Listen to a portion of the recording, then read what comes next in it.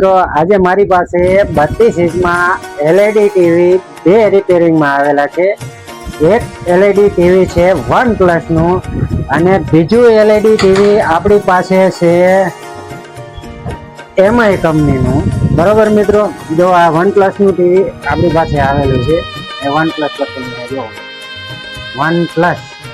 હવે આની અંદર પ્રોબ્લેમ એવો છે,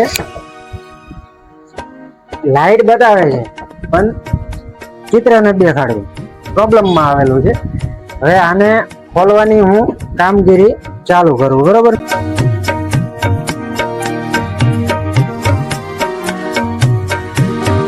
ચાલુ કરી વારેલ છે. બરાબર, હું તમને ચાલુ કરીને પણ આને બતાવી આપું.